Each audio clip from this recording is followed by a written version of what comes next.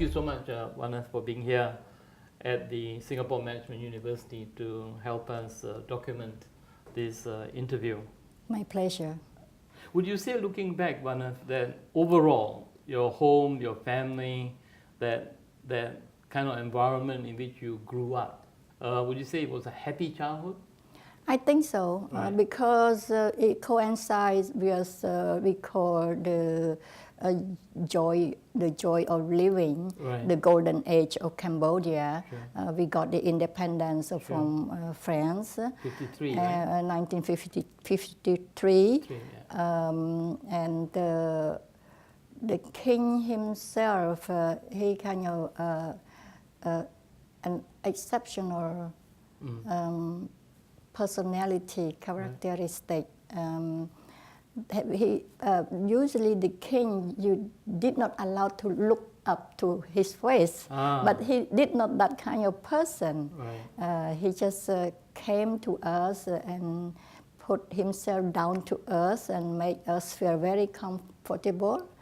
And also the whole society, the development of human resource, progress, the education, the medicines, engineering, and all fields, culture, arts.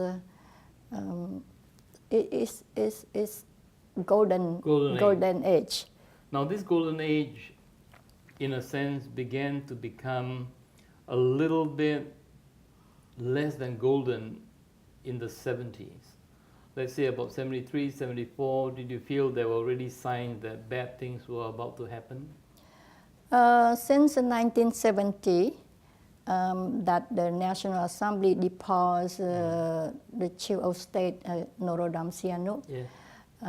While he was in state visit in Russia and China. Then the turmoil starts since then.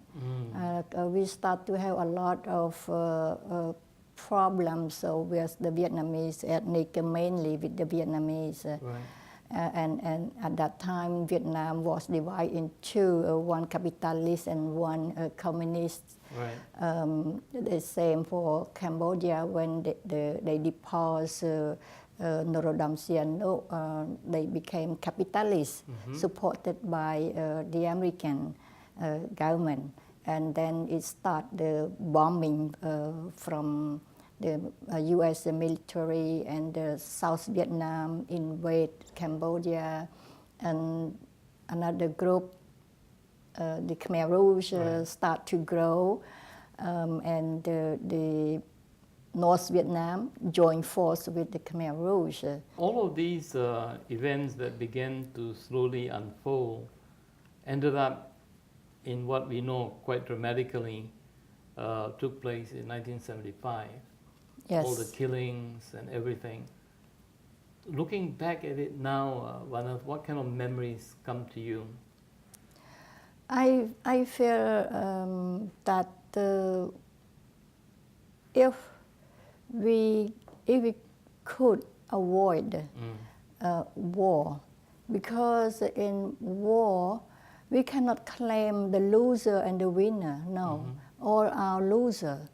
Like in the case of Cambodia, the whole country, the whole population were loser. And not just that generation, the generation to follow is still traumatized by the parents' experience, and it still have a lot of mental illness up to now, because the wound was so deep, and the memory is still very fresh until now. So my memory is that how did we fall to that trap? How? That's why it's pushed me to stand on what I feel to be a peace activist. Now, that whole Khmer Rouge thing affected you personally, right? Yes. There came a time when you had to flee, you had to escape. You see, when I went through that, I did not feel much about the pain or the trauma. It's just like an instinct of survival only. not pain, not traumatized, just instinct, survival instinct. Just a couple of months after the Khmer Rouge took over and we were evacuated to the countryside, I started to be sick already because of starvation and then disease. I almost died. One day I feel that I so agitated that I feel that this one is what people call agony, Sure. the last stage before Sure. death. Right. So I did not feel pain or anything. It's just like now I face the death. Right. So I accept that and I join the palm together and put on my chest and I pray for the mercy of Buddha and my parents telling myself that I'm going to die.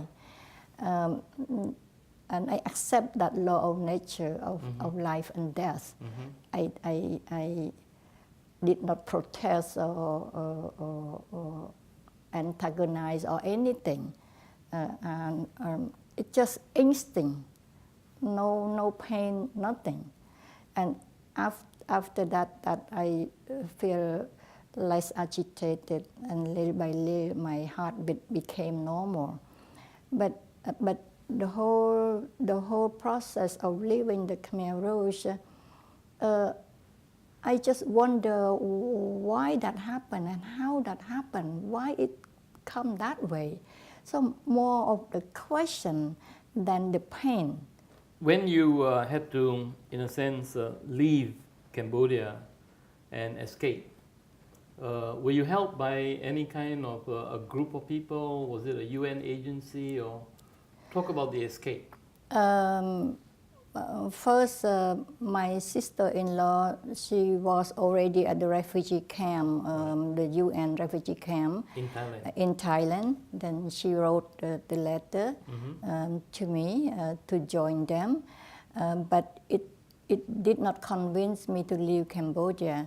The reason of leaving Cambodia is that they tried to arrest my husband because they pursue that my husband sympathized with the freedom fighter. So they came already to my house, but he was not home.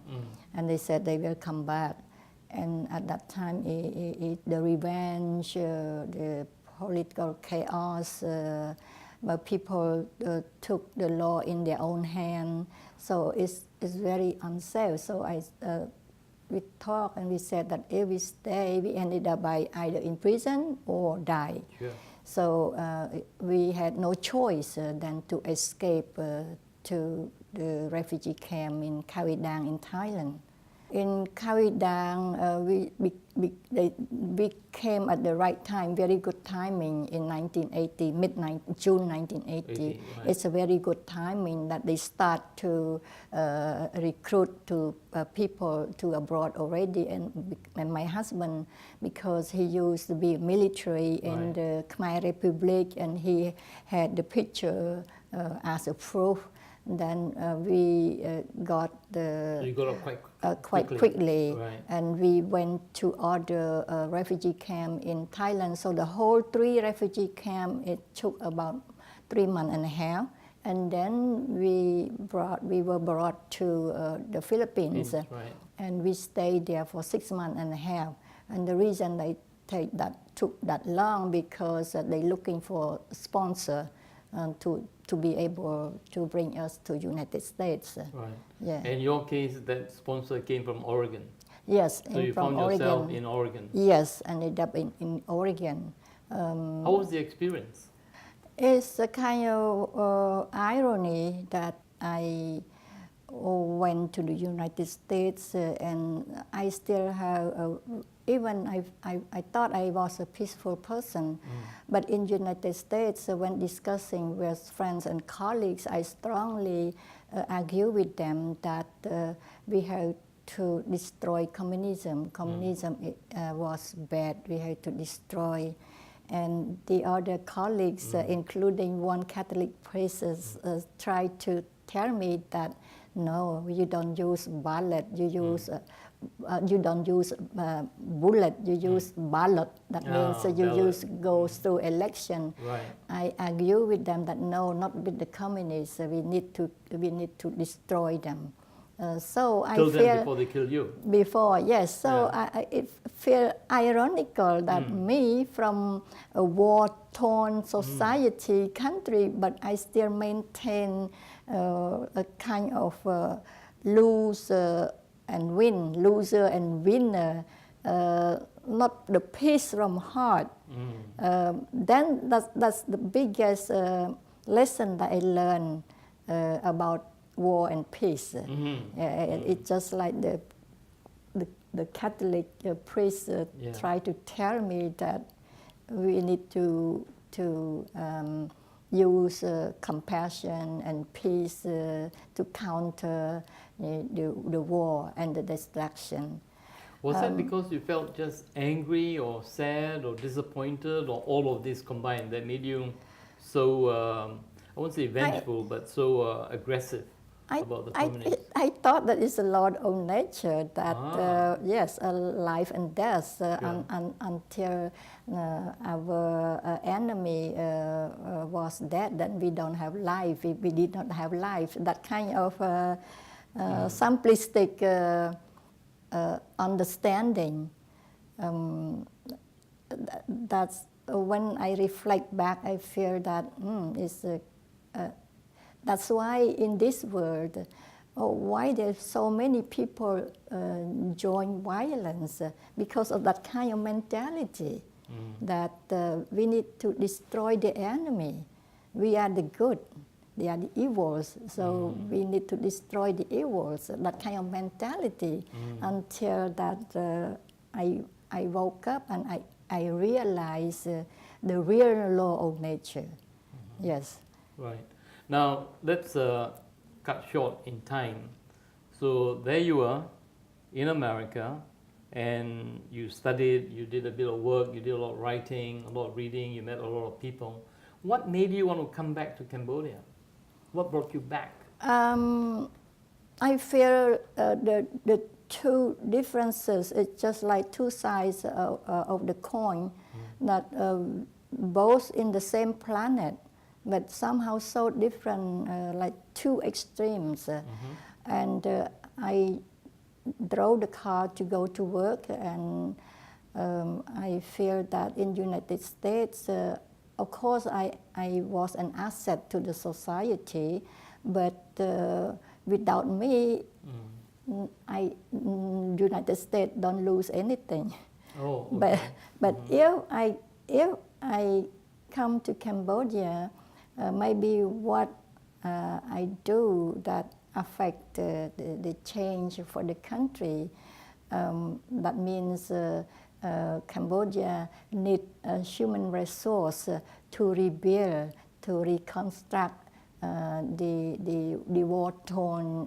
Where did that come from? Do you always think that you would lead people? Because that's essentially a leader's role, right?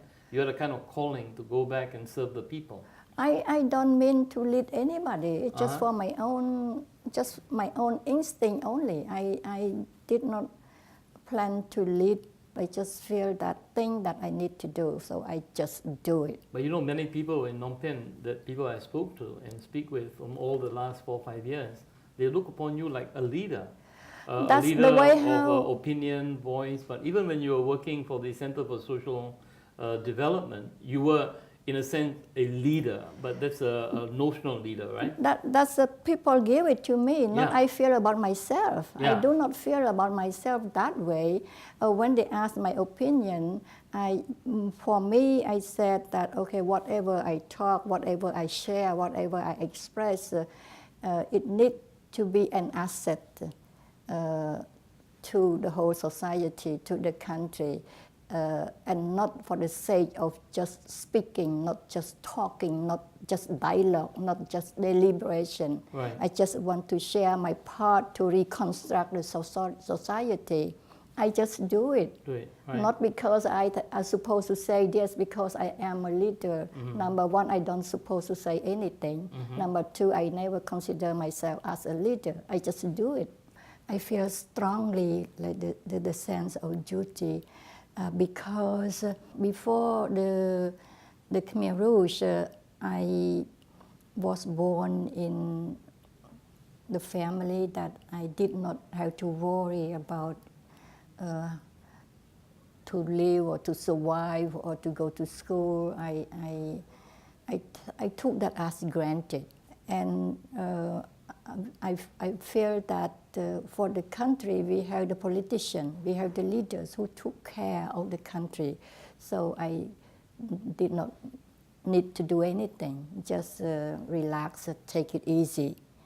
And then when the whole country collapsed, when the whole thing collapsed, when the society upside down, then it's a wake-up call for me. I said, why? Why is that? Why? I trust the leaders. I trust the politicians. Maybe I got the wrong perception about trusting. And so then I said, okay, from now on, I need to be involved. I need to participate in the process. If something happened, either bad or good, at least I am part of that one. That made me change completely, yes. Because of that Khmer Rouge episode, the experience. episode that wake me up, a wake-up call. Because Khmer Rouge, without the Khmer Rouge, maybe I still living in the golden cocoon. Was it difficult when you first took over the CSD? Did you think you were going to have a lot of obstacles, or did you think, wow, here was a chance for me to really get on and do something quickly? When I joined CSD, the main activity was good governance, transparency and accountability. And later on, when I joined, I saw more opportunity. And then I just add on and on and on to monitoring the National Assembly, monitoring the Senate, monitoring the courthouse, public forum to give the floor, to give the voice to the voiceless, to give the voice to the soft voice, and to be the bridge between the policy maker at the very top level down to the people that are affected by those policies.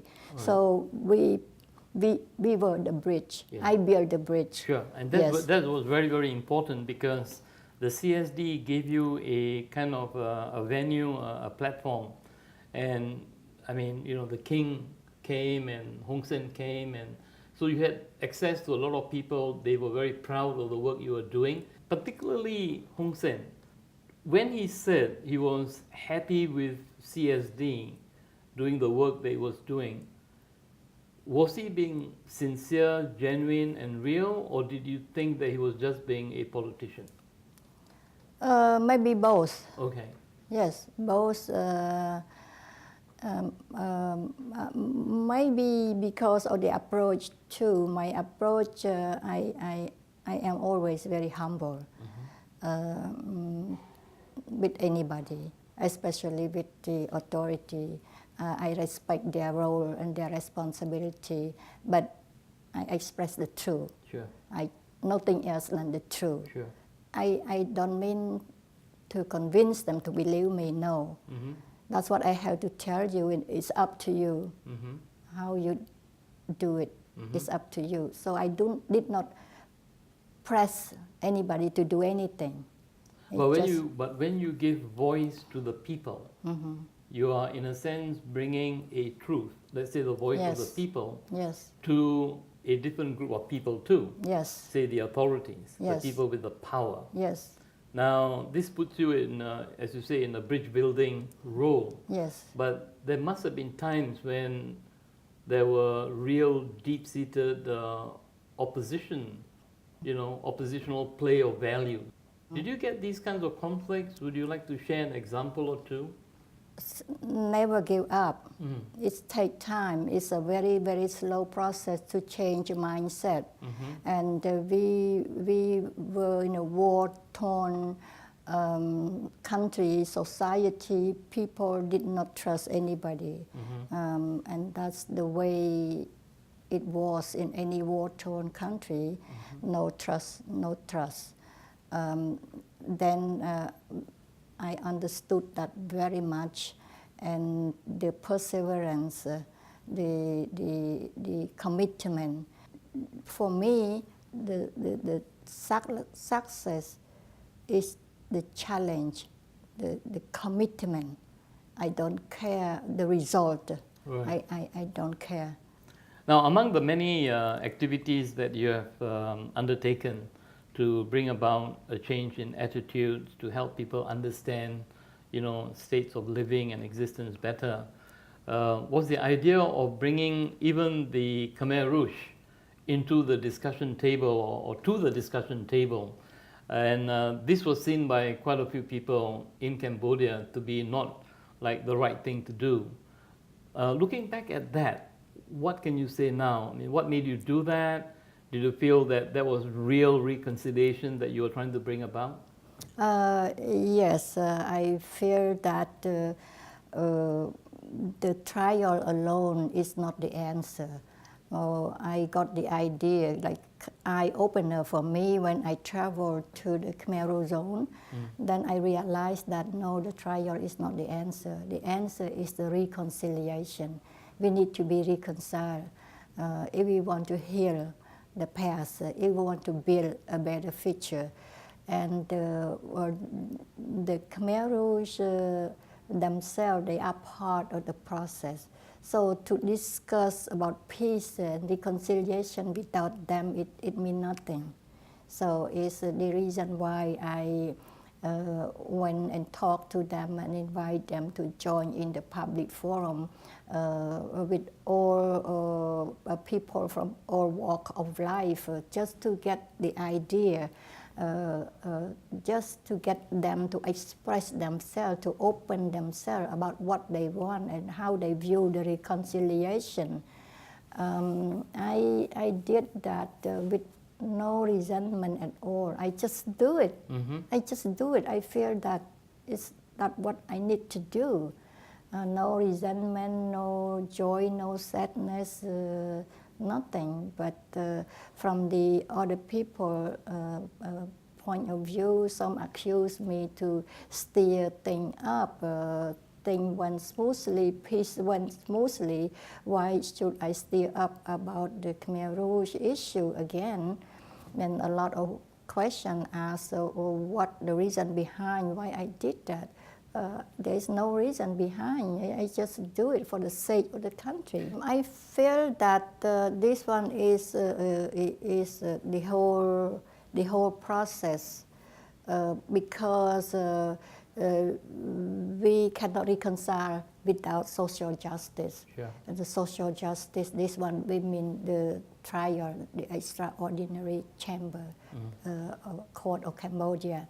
So this is the process again, how to go through that reconciliation process, and also for the people, for the victims, for everybody, including the Khmer Rouge themselves, to satisfy with the process, not satisfied with the result of the court, but with the process. That yes, that's we need to go through that to open ourselves, to heal ourselves from the past, and to be able to close the page and to start the new future. Now, when I first met you, you were still very active in CSD, but only for a few months, right? After that, you stepped down. What made you step down? What made you move away from CSD? Number one, I fear that there are a lot of young, bright people, younger generation, and I fear that in any institution or society or country, we need the change. I look at that as like a law of nature to allow new ideas, new blood, to come and let the process moving smoothly, not to count on any charismatic leaders. That's number one. Number two, I feel that I am a spiritual person, and a lot of things about spirituality that's still in my mind, but I worked so hard that I left the country that I did not have time to explore, to discover the spirituality deeper. And I feel that CSD was well established already. It just hand over to somebody else to build bigger CSD, stronger CSD. Right. And that's the decision that I made at that time. Your Prime Minister Hun Sen feels that if you're a leader, you should lead forever, right? I mean, I hope I'm not being unfair to Mr. Hun Sen, but he himself wants to be a leader until 74. Is he 74 now? How No, old is he 60, now? 64. 60, so you've got 10 more 10 years to go. So it's a pretty long stretch, right? How do you feel about this? I mean, do you feel that Hun Sen is doing well as a leader? Is he the same man he was many years ago, politically at least, or is he really now genuinely trying to do good for the nation? I think that his leadership, he become more and more mature now. But the problem to stay very long in power is not an aberration in the Cambodian politics. Right. We did not have a term for the rulers. Right. So the same for the Prime Minister. And because of the political turmoil, the lack of trust, no democracy, no democratic process, then the alternative is to look for a strong man to lead the country to avoid any tragedy again. We have to keep in mind our background or the killing spheres. Sure. And this one is a hunter, come and hunt us all the time. Then the United Nations, UNTAC, a transitional authority in Cambodia, came in and kind of plant the seed of democracy, every 5 years election. So I think that it's a smooth transition from the communist absolute country to a more not democratic but at least directed democracy. Right. So it's a smooth change, because if you change that drastic, the people might stay behind, the Cambodian people. So even democracy, we need to know, we need to learn, we need to train, and we need to experience. And that's now we experience ourselves exactly what democracy is. And I can say that the reason that he stayed that long, because maybe there is no better alternative, because we have 5 years election. But in 2013, everybody was surprised to see the opposition that gained so many seats. So I feel that the democracy is moving forward, not rapidly. I do not want any rapid change at all. I do not believe in any rapid change at all because of the mindset. The mindset cannot change overnight. You cannot. You can change the regime of the country, but you cannot change the mindset of the people. And the sustainability need to go along with the mindset of the people. They need to experience democracy themselves, like the way we are doing now. We need to go to vote every 5 years. We need to challenge the politician. We need to challenge the leader. We need to go through that process. Thank you very much, Vannath, for spending time here. My pleasure and honor. Thank you.